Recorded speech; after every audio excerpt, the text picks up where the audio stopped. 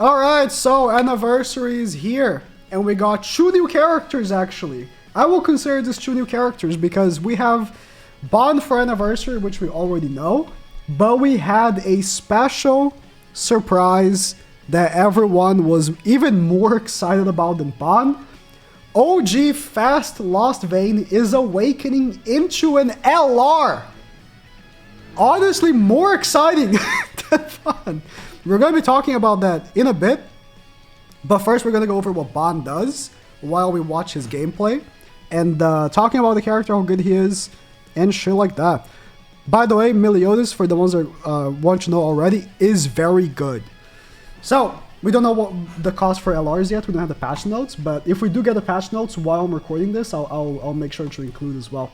So, Bond, they're showing this gameplay here with Ascanor and Merlin because at the start of battle, applies something called Snatching Field. You can see on top of his head, the gray buff sort of thing. You can see also like the aura on top as well. It applies to himself, and for every sin in the field, increases every sin's HP related stats by 5%. When the unit is attacking an enemy with concentration mark, it's the debuff that his debuff card applies. Critical damage is guaranteed. Concentration mark is removed after the attack. It seems like it would be removed anyways because he one-shots them. So, Snatching Field, which is the buff that he applies to himself. In an ally's turn, when Sin allies attack an enemy using an attack skill, apply debuff to every enemy that decreases 2% of attack-related stats, and that can be stacked up to 5 times. And the ally that is attacking gets damage reduction of 20% when attacked by an enemy with a debuff of the 2% attack. The transition might be a little off, but this is what we have. We'll have better once Global gets it, I guess. So his skills, I mentioned that his debuff card applies concentration mark, which guarantees the crit. It's Pierce. Also, the debuff card has Pierce. Attacks equal to 180 at level 1. Applies concentration mark for 2 turns.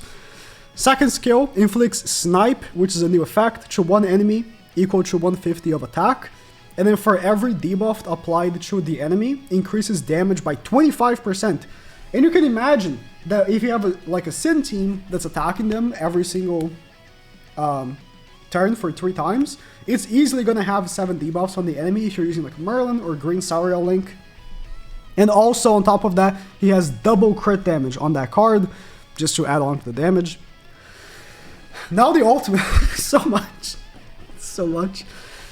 For every buff, debuff, and stance effect applied to the enemy, so he's gonna ult right now.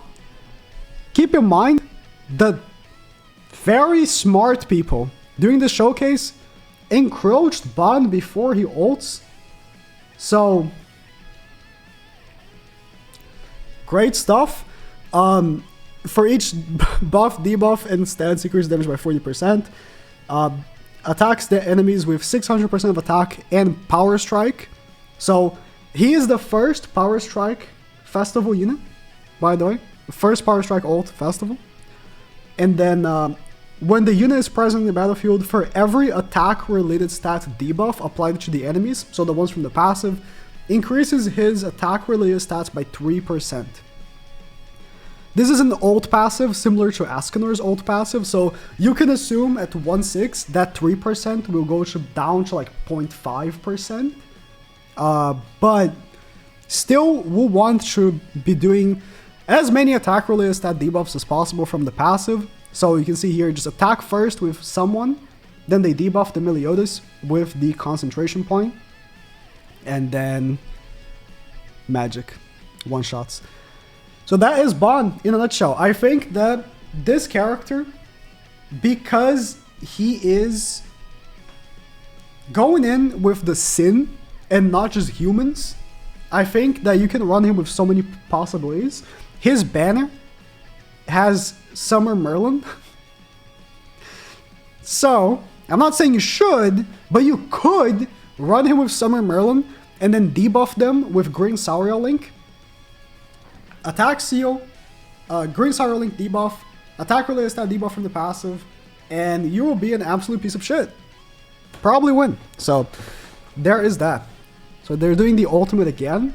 To be honest, this Power Strike ultimate is pretty good, but it's just a festival ultimate, right? Like, every festival year that comes out, the minimum I expect is that the ult will one-shot. And one... Okay, I clicked the wrong thing. Alright, nothing wrong happened. Nothing wrong happened. So he's gonna ult right here.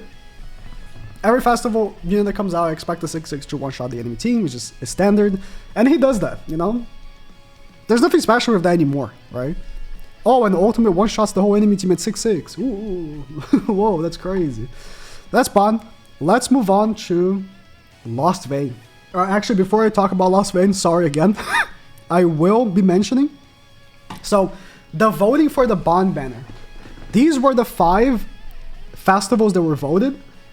But they are saying because of the release of new LRs, they're actually going to have every Meliodas festival in the banner, including Purgatory Meliodas. So the festival banner for Bond is going to have LOSTVAYNE, which just got an LR Awakening, Assault Melee, which is okay, whatever. But Purgatory Melee.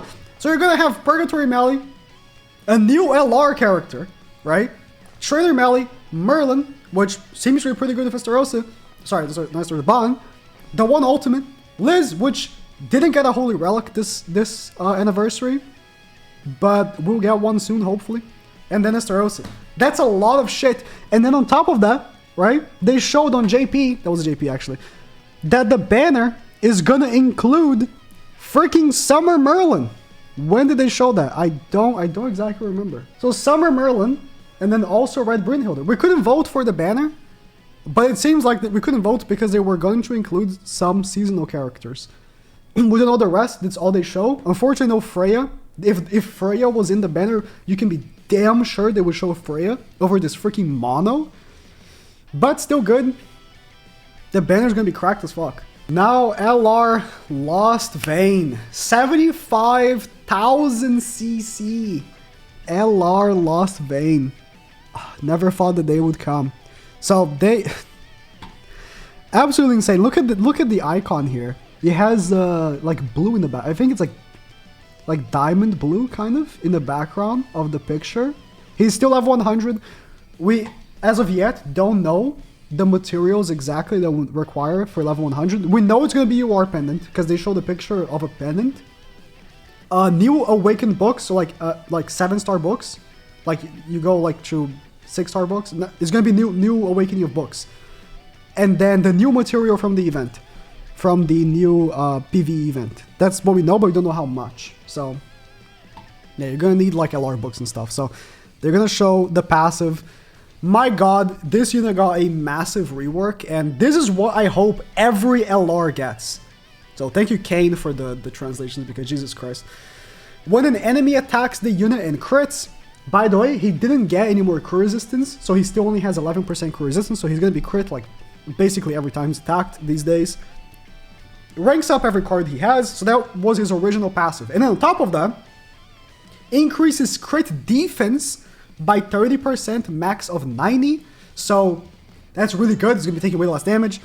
When the unit ranks up card via passive, applies a buff that increases 10% of attack-related stats for 3 years. 3 turns, 5 stacks max. So he gets up to 50% attack-related stats. His new stats, by the way, he got rework on his stats. Let me take off my camera. 109 Pierce, going from, I think, 40. I have the, let me open the game here on my phone to compare as well. Going from, I believe, 40, he's at now 143% crit chance, not keeping in mind the extra crit chance he gets from his passive, right? When he gets crit. So that's pretty wild. Like, this is a unit that will actually be good at going second as well. So he goes from 83 crit chance to 143. He goes from 47 Pierce, by the way. And now 246 crit damage. Bro, he had 197. There's a massive crit damage boost. Then, actually he got some crit resistance. Mine has 16. This one has 19. 110 crit defense, not much more. He had 97. And then this is actually less than I have. I have 130. Sure. I guess different cosmetic. And then like 2% more lifesteal. This is probably from the cosmetics and stuff, but absolutely insane stab boost. Like if you don't have Lost Vein somehow, I hope you pull him from the banner because he looks very, very good. Then his skills. So he got new things added to his actual skills. Like he had a garbage single target and a garbage AoE. His AoE now has Infect and the charge, which he already had, right? So the Infect for another character, like, of course, but we got new multipliers for the single target. So the single target used to be that he just gets one ultimate gauge, right? Now the single target has Sever, and rank 1 has a 264% multiplier. Rank 2 is a 330% multiplier, and then rank 3 is a 550% multiplier. On top of his stats being so high, right? He got much higher stats. So the higher multipliers and the higher stats are pretty nuts. This year's gonna be crazy, bro. This year's gonna be crazy. Now his new ultimate, when he ults, he increases all stats by 20%. I'm actually let him attack the bot here. I mean, obviously the bots are gonna take a lot of damage here, but you know.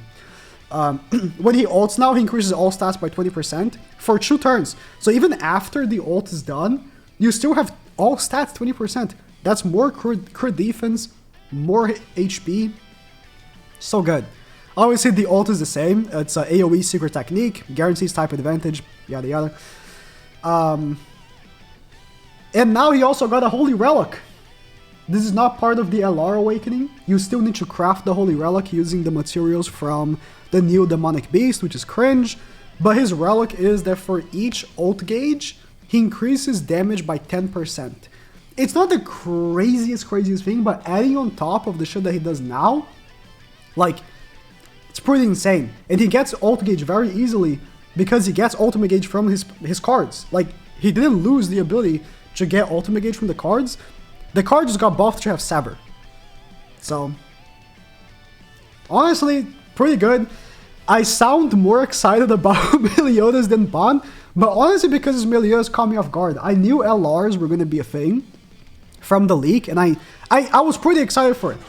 I was already pretty excited. I had expectations, and honestly this is better than I expected. So I will wait a second to see if the patch notes come out, and we can like talk about what the materials required are for LR, but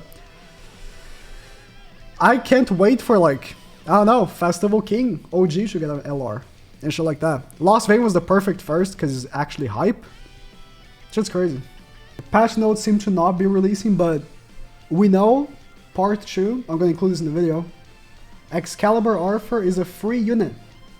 So that's pretty epic. Might be a good combo with Ban. I don't know, he's not Sin, but could be.